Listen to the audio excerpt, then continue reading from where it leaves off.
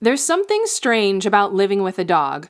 You see them every day, you know every little detail about them, you know the sound of their feet coming down the hallway, the exact look they give you when they want something, which spot on the couch is theirs, and whether you agreed to that arrangement or not.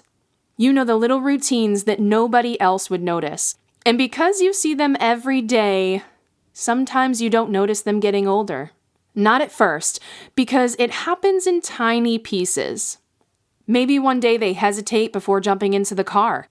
Maybe the dog who used to launch themselves off the couch now carefully climbs down. Maybe walks get a little slower, sleep gets a little deeper, their face gets a little grayer. You call their name from another room, and they don't come. And for half a second you wonder if they're ignoring you, then you realize they might not have heard you. And somewhere along the way, almost without noticing it, your dog has become a senior.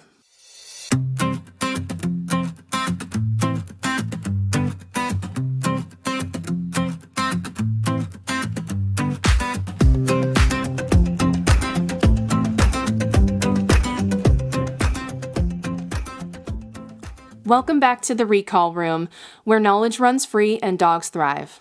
This is part 4 of our series on canine development and is the final portion of our mini-series.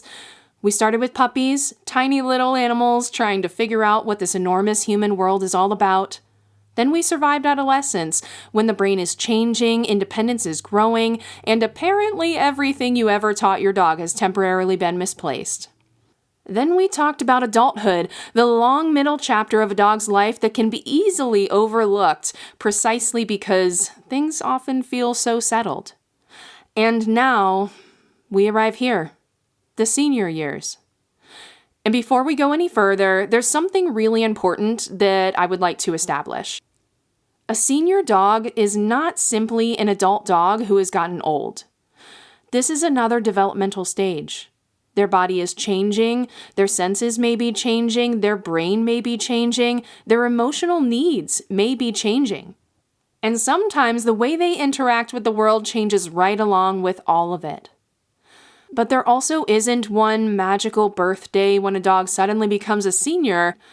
A Great Dane and a Chihuahua, for instance, they don't move through life exactly on the same timeline. Breed, size, genetics, health, and the individual dog all matter. One useful way veterinary medicine describes the senior stage is the final quarter of a dog's expected lifespan. And I actually like thinking about it that way because it reminds us that aging is individual, just like in humans. Humans live to all different life expectancies, and so do dogs. Your dog doesn't know that they turned 7. They don't wake up on their birthday thinking, well, guess I'm elderly now. They just know how their body feels today. They know whether getting off the floor is easy or if they can still play the way that they used to. They know whether the stairs feel safe. They know whether they can hear you calling. They know whether the world still makes sense. And they know whether the humans they trust are paying attention. And that last part matters because one of the biggest mistakes we can make with senior dogs is assuming every change is simply old age. He's slowing down. He's old. She doesn't want to walk as far anymore. She's old. She started having accidents. She's old. Maybe aging is part of the picture, but aging itself isn't a diagnosis. A dog who suddenly doesn't want to be touched might be hurting. A dog who stops responding to cues might be losing their hearing. A dog who seems hesitant on a familiar staircase might be experiencing vision changes, pain, weakness, or uncertainty.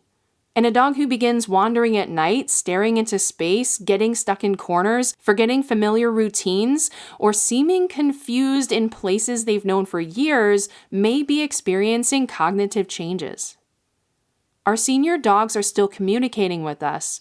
Sometimes we just have to become better listeners. And that's really what this episode is about. Not how to stop aging, because we can't, right?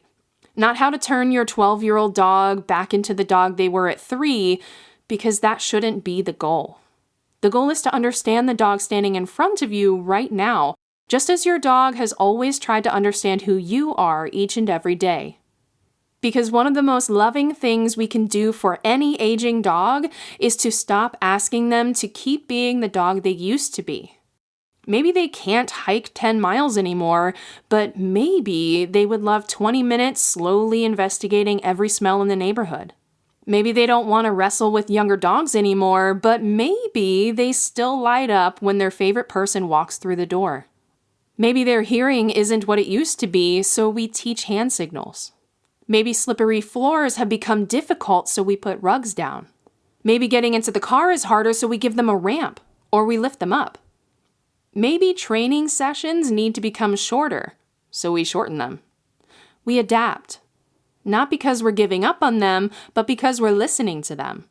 And here's something else I want to challenge in this episode. The idea that senior dogs don't need enrichment anymore. That they don't need training, that they don't need opportunities to explore and make choices and use their brains. They absolutely do. The activity might change, the intensity might change, the environment might change, but an older dog is still a dog. They still want to sniff, they still want to investigate, they still want to solve problems, and they still want to participate in their own lives. And in some ways, this stage requires something different from us than all the stages that came before it. With puppies, we're constantly asking, what do I need to teach you? With teenagers, we're asking, how do I help you navigate this? With adult dogs, we're asking, how do we keep building this life together? And with senior dogs, maybe the question becomes, what do you need from me now? That answer might change month to month, week to week, even eventually day by day. And paying attention to those answers is one of the greatest responsibilities we can take on when we bring a dog into our lives. Because growing old is a part of the deal. It's part of the relationship we signed up for all those years ago when this dog was younger and faster and louder and probably destroying something they weren't supposed to. If we're lucky, we get to know them long enough to watch their face turn gray. We get to learn their new rhythms. We get to slow down with them. And we get the chance to make this chapter of their lives just as meaningful as every chapter that came before it. So today, we're going to talk about what actually changes as dogs age. We're going to talk about mobility and pain, about hearing and vision, about sleep, about behavior changes, about cognitive dysfunction, and why your senior dog's world may need to change and why less doesn't have to mean worse. And we're going to talk about training because, yes, you can absolutely teach an old dog new tricks. You might just need to teach them differently. This is the senior stage, and there is still so much life here. Let's get into it. So let's start with the body, because if we want to understand the behavior of a senior dog, we have to understand the body that behavior is happening in. And one of the most important things to remember about aging is that it usually doesn't happen all at once. There probably won't be one morning where your dog wakes up and suddenly seems old. Instead, there are these tiny little adjustments. They take the stairs a little more carefully, they reposition themselves a few more times before getting comfortable, they pause before jumping into the car, they're slower getting up after a long nap, or maybe they choose the rug instead of a hardwood floor. Maybe they still run when they're excited, but they're a little stiff afterward. And because these changes happen gradually, we adjust to them gradually too. Sometimes so gradually that we don't realize how much has changed. So let's talk about some of those changes, and let's start with one of the biggest ones, mobility. As dogs age, they can experience changes in muscle mass, strength, flexibility, balance, and joint health.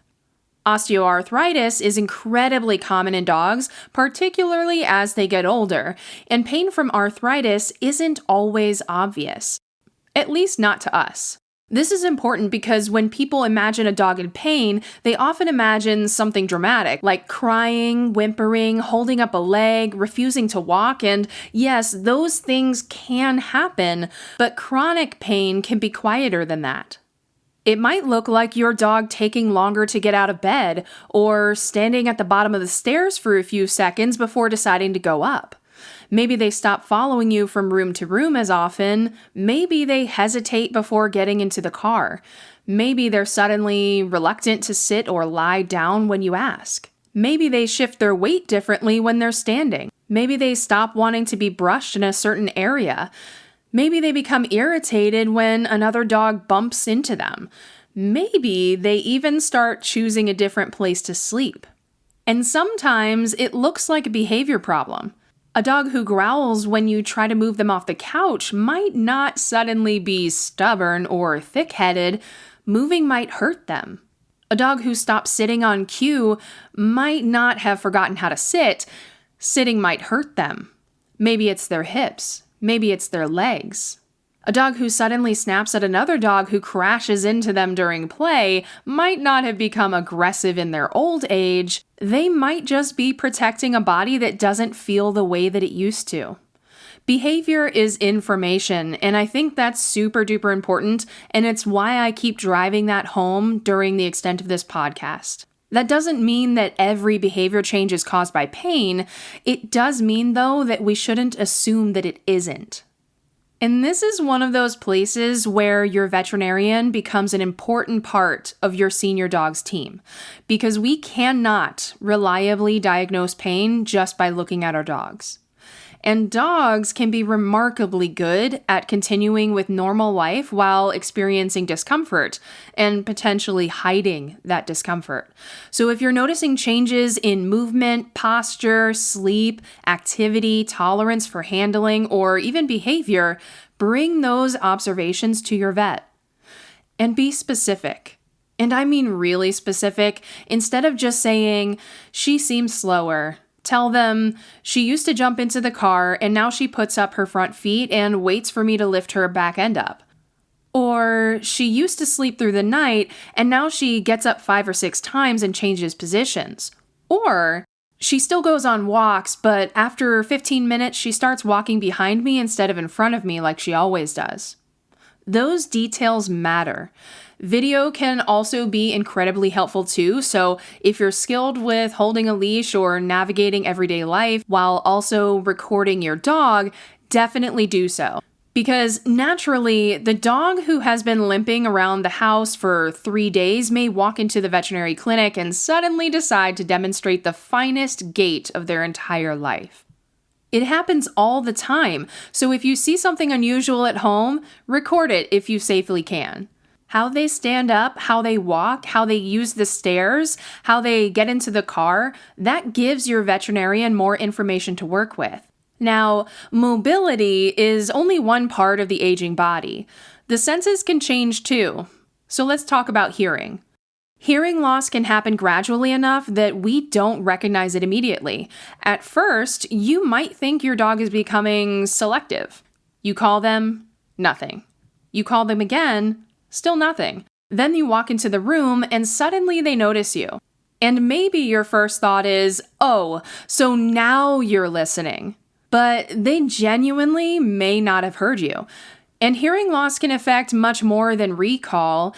Think about how much information your dog gets just from sound. Your voice, footsteps approaching, doors opening, cars coming, another dog moving nearby. The little noises around the house that tell them where everyone is. When some of that information disappears, the world can become less predictable, and that can change their behavior. A dog who can't hear someone approaching while they're asleep might startle when touched. A dog who previously responded beautifully to verbal cues may seem less responsive.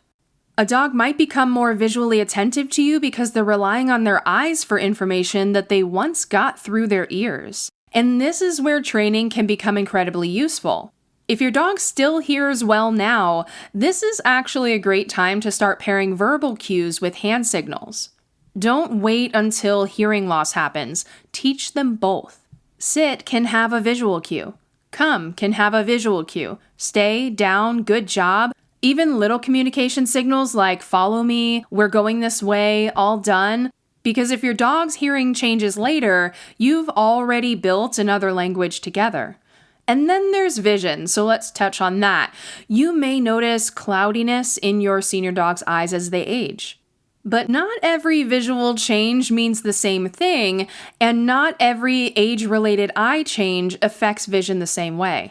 So, changes in the appearance of the eyes, or signs that your dog isn't seeing as well, are worth discussing with your veterinarian rather than assuming they're simply normal aging. Because vision loss can change how a dog moves through their environment. Maybe they hesitate in dim lighting. Maybe stairs suddenly seem intimidating. Maybe they bump into something that has always been there. Maybe they become reluctant to move through unfamiliar environments. Maybe they startle more easily when something appears suddenly in their field of vision. And if vision is changing, predictability becomes really valuable. You can make the environment easier to navigate, keep furniture relatively consistent, use rugs or runners to create traction and even tactile pathways through slippery areas. And night lights in darker parts of the house are super helpful. You can block access to places that have become unsafe for them, use ramps or even steps where appropriate, and give your dog a second before touching them if they may not know that you're there. We can change the environment instead of constantly asking the dog to compensate. And that idea also applies to mobility. Sometimes we have this strange expectation that dogs should adapt to our houses, but our houses were designed for humans. Slippery hardwood floors? Not designed for an arthritic dog. A giant leap into the back of an SUV? Not designed for an aging dog. A staircase to get outside every single time they need to use the bathroom? Again, not designed for an aging dog. So look at your home from your senior dog's perspective. Where are they struggling? Where do they hesitate? Where do they slip? What have they stopped doing? And then ask, can I change something? Maybe it's rugs. Maybe it's a ramp. Maybe it's orthopedic bedding. Maybe food and water bowls need to be moved somewhere easier to access. Maybe their favorite sleeping spot needs another option nearby. Maybe their nails need more frequent attention because long nails are affecting traction. Sometimes improving a senior dog's life doesn't require some enormous intervention. Sometimes it's a $20 rug in the middle of the hallway, and suddenly they can walk confidently from the bedroom to the living room again. Now let's talk about another change people often notice. Sleep. Senior dogs may sleep more. Their sleep-wake patterns may change. And sometimes that's simply part of aging. But changes in sleep can also give us information.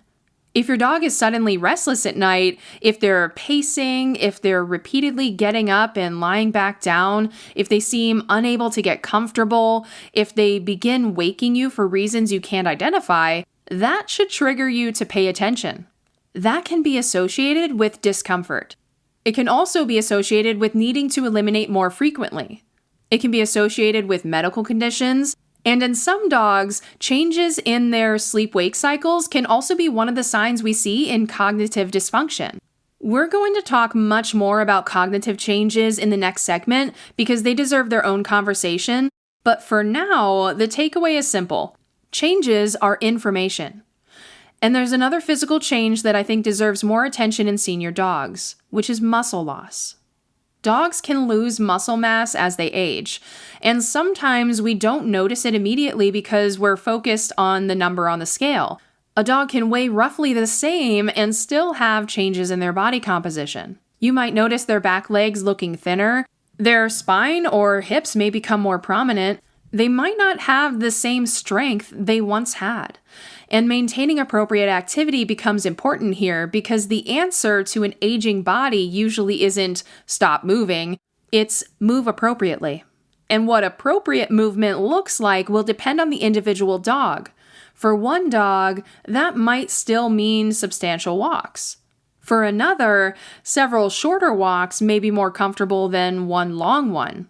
For another, rehabilitation exercises recommended by a veterinary professional might be useful. The goal isn't to exhaust them, and it isn't to prove that they can still do everything that they used to do. The goal is to support comfortable movement for as long as possible. Because movement is about much more than exercise, movement gives dogs access to their world. It lets them follow us into another room, go outside, sniff the yard, choose where they want to sleep, walk over to their water bowl, investigate something interesting, come greet us at the door when we get home. Mobility creates choice. And choice matters tremendously to quality of life. That's why I think one of the biggest things we can do for senior dogs is stop measuring them against their younger selves.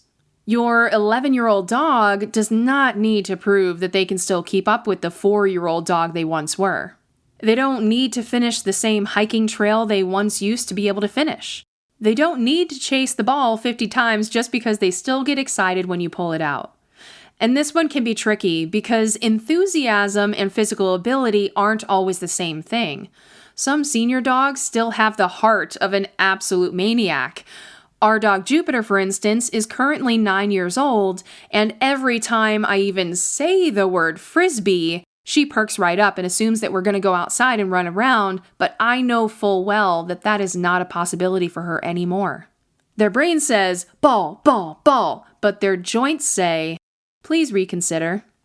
And they may not make the responsible decision themselves. That becomes our job.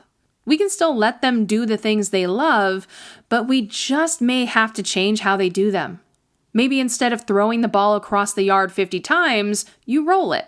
Maybe they do 5 retrieves and then switch to sniffing. Maybe the hour-long walk becomes 2 20-minute walks.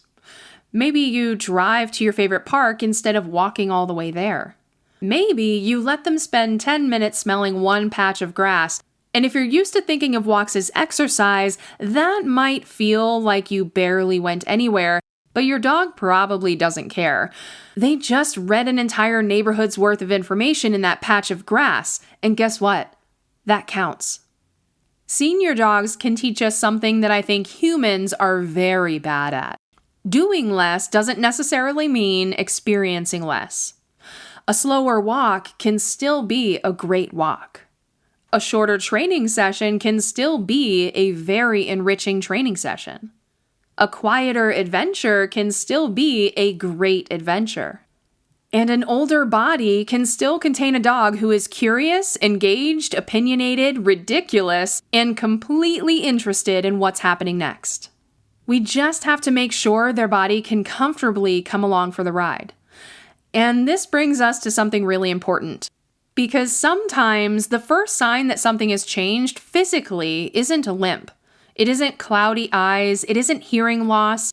It's behavior. The dog who suddenly doesn't want to be touched. The dog who begins waking up at night. The dog who seems more anxious. The dog who starts having accidents. The dog who suddenly follows you everywhere when they didn't used to.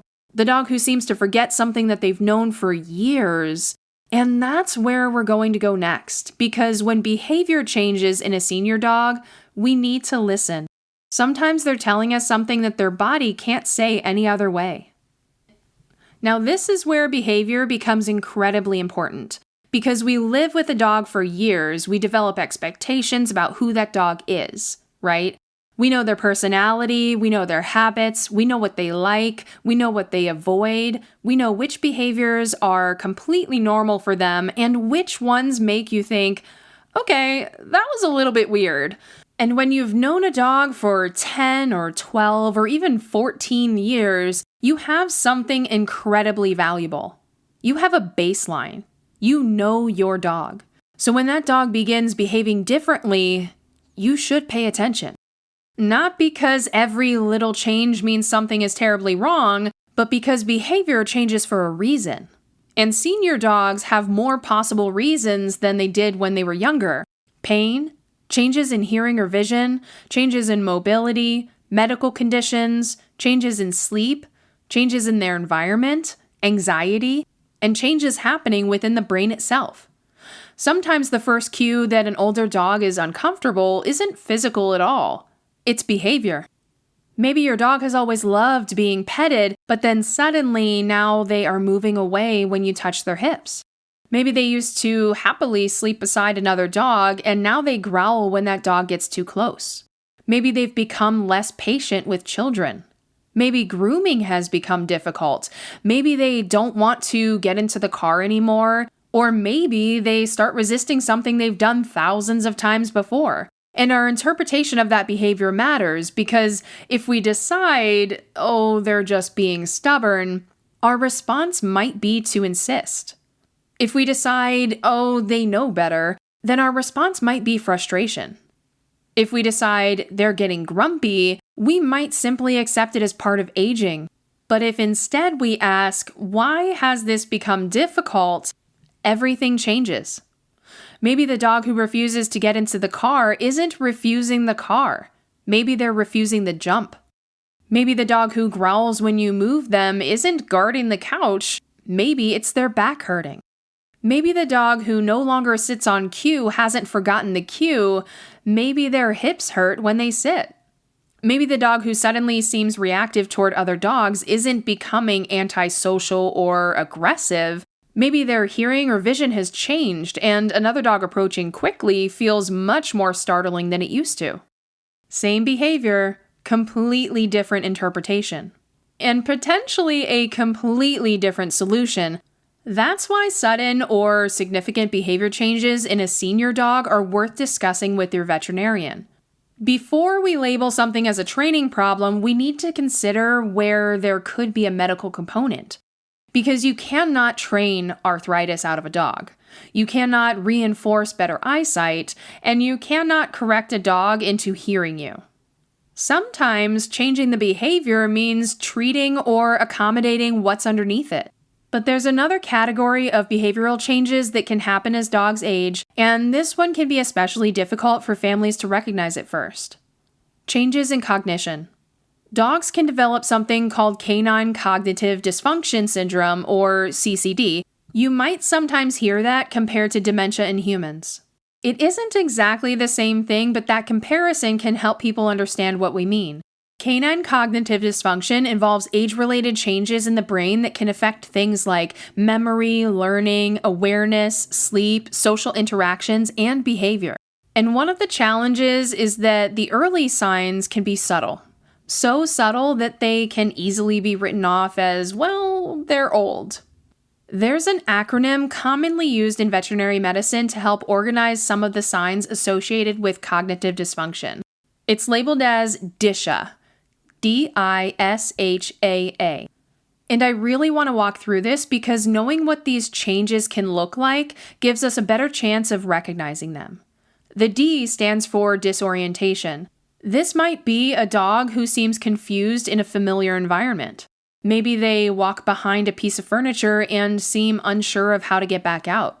They go to the wrong side of the door and wait to be let through that side instead. They stare at a wall, they stand in a corner, they wander into a room and seem unsure how they got there. They might even appear lost in a house that they've lived in for years. And keep in mind, one isolated weird moment doesn't necessarily mean cognitive dysfunction. Dogs can do weird things, we all know this, but we're looking for patterns. Changes from that individual dog's normal behavior. The I is for changes in social interactions. Maybe a dog who was once extremely social becomes very withdrawn. Maybe they stop greeting family members at the door. Maybe they seek significantly more attention than they used to. Maybe their interactions with other animals in the home change. Or maybe they become more irritable in situations that have never bothered them before. And remember what we just talked about. There are multiple possible reasons for these behaviors. Pain can change social behavior. Sensory loss can change social behavior, so can cognitive changes. That's why assessment matters. The next is S, sleep-wake cycle changes. This can be a big one. Your dog sleeps much of the day, and then nighttime comes, and suddenly they're awake, pacing, wandering, standing in the hallway, coming into your bedroom, going back out. Maybe they vocalize, maybe they seem restless, maybe they wake repeatedly through the night. And if this is a new behavior, don't simply assume, well, old dogs don't sleep well. Tell your veterinarian. Because there are multiple reasons a senior dog might become restless at night, and cognitive dysfunction is only one possibility. The H is for house soiling and changes in learning or memory. A dog who has been reliably house trained for a decade may suddenly begin having accidents inside. And this is another moment where our reaction really matters.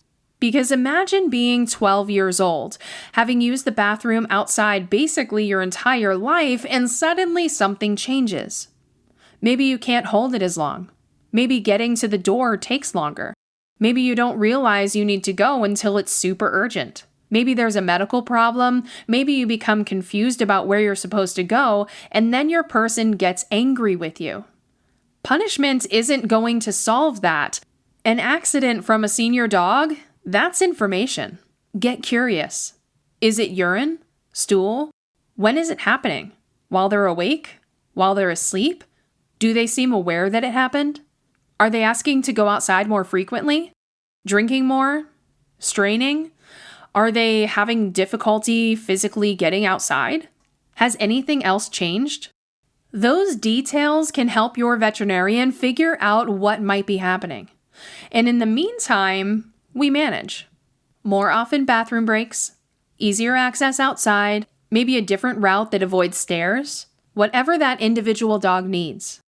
Now, the first A indicia is changes in activity. And this one can go in different directions. Some dogs become less active. They interact with toys less, explore less. Other dogs may show repetitive or seemingly purposeless activity. Pacing, wandering, repeatedly moving through the same areas. And then the final A refers to anxiety. A senior dog may become anxious about things that never seemed to bother them before. Being alone, certain sounds, new environments, nighttime, changes in routine, they may become more dependent on their person or have difficulty settling. And when you put all of these categories together, you can see why cognitive dysfunction can initially be difficult to recognize. Because no single behavior screams, "This is cognitive decline!" It may begin with little things. The dog wakes up at night sometimes. They have an accident. They seem a little bit clingier. They stare into space occasionally. They get confused at a doorway. Each thing on its own is easy to explain away. But eventually you look back and realize, oh, there might be a pattern here. And this is one reason that regular veterinary care becomes especially important as dogs age. We want to identify changes early, and we want to rule out other causes. Because cognitive dysfunction isn't the only thing that can cause these behaviors. A dog who seems confused may have sensory changes. A dog having accidents may have a urinary, gastrointestinal, endocrine, neurologic, mobility, or other medical issue. A dog pacing at night might be uncomfortable. A dog who suddenly becomes anxious might be experiencing pain. So this isn't something we diagnose ourselves from a checklist on the internet. That DISHA acronym gives us observations to make, and your veterinarian helps figure out what those observations mean. And I want to emphasize something here. If your dog does develop cognitive changes, that doesn't mean that their meaningful life has suddenly ended. It means that the way we support them might need to change. Predictability can become incredibly valuable. Keep routines consistent where you can. Keep important resources easy to find: food, water, beds, the door to go outside. Try not to constantly rearrange the environment of a dog who is already having difficulty navigating it. Give them good traction, use gentle cues to help them move through situations where they seem uncertain, and continue giving them opportunities to use their brain. Because one of the biggest misconceptions about senior dogs is that enrichment and training become less important as they age. If anything, thoughtful mental engagement remains an important part of their lives. That doesn't mean that we turn every day into a canine SAT exam. Enrichment should be enjoyable. It should be appropriate for the dog, and it should leave them feeling successful. A senior dog doesn't need the hardest puzzle toy you can find. Sometimes enrichment is scattering a few treats in the grass and letting them sniff it out. Sometimes it's hiding food in an easy place around the room. Sometimes it's a lick mat. Sometimes it's opening a cardboard box and finding treats inside. Sometimes it's going somewhere new and just sitting together while they smell the air. And sometimes it's training. Yes, I said it. Training. Because apparently whoever decided you can't teach an old dog new tricks never actually asked an old dog. Senior dogs can learn. They can form new associations, they can learn new cues, and sometimes the things we teach them during this stage are incredibly practical. We can teach visual cues. We can teach a dog to use a ramp. We can teach a dog to step onto a platform for easier handling. We can teach cooperative care behaviors that make veterinary visits or grooming much easier. We can teach them to target our hand with their nose so we can gently guide them. We can teach them new ways to participate in activities their body can no longer do the old way. But we may need to change how we train. Shorter sessions, more breaks, better footing, less repetition. Maybe sit isn't something we practice 20 times anymore. Maybe we don't ask for a down on a hard floor. Maybe we stop obsessing over perfect precision and focus much more on communication. And maybe we become a little more patient when something that used to be easy suddenly takes a little bit longer. Because the goal of training a senior dog isn't obedience for obedience's sake, it's maintaining communication, maintaining confidence, maintaining engagement, and giving them skills that make their changing world easier to navigate. Which brings us back to that question from the beginning of this episode. What do you need from me now? Maybe the answer is different communication. Maybe it's more predictability. Maybe it's more patience. Maybe it's veterinary care. Maybe it's pain management. Maybe it's an extra bathroom trip before bed. Maybe it's turning on a light in the hallway. Or maybe it's simply recognizing that the behavior you're seeing isn't your dog giving you a hard time. Your dog might be having a hard time. And those are two very different things. When we change the question from how do I stop this behavior to what is this behavior telling me, we become much better advocates for our senior dogs. Because behavior is never happening in a vacuum, and with an aging dog, listening to behavior becomes one of the most important skills we can have. But listening is only the first step. Once we understand that our dog's abilities and needs are changing, we have to figure out how to meet them there. And sometimes that means changing the way we train entirely. And that's where we're going to leave things for part 1. We've talked about what actually happens as our dogs get older, from the physical changes we can see to some of the changes that can be a little harder to notice. But getting older doesn't mean that your dog suddenly becomes a completely different dog. They're still the same personality who has been sharing their life with you. They may just need you to meet them where they are now. And in part 2, we're going to talk about what that can actually look like. We'll get into the ways we can support our senior dogs as their needs change, how to recognize when something might be more than just getting old, and some of the things we can do to help our dogs stay comfortable, engaged, and happy as they move into this next stage of life. So, if you've got a senior dog or you're lucky enough to be watching your dog head in that direction, stick around, because there's still plenty more to talk about.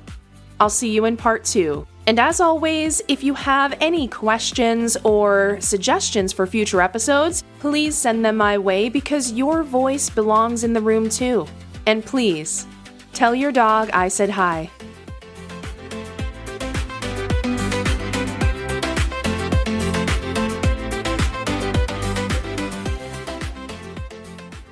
The information in this podcast is for educational purposes only and is not a substitute for veterinary or professional behavioral advice. Always consider your dog's unique needs, remember that every dog is different, and consult qualified professionals when appropriate or necessary.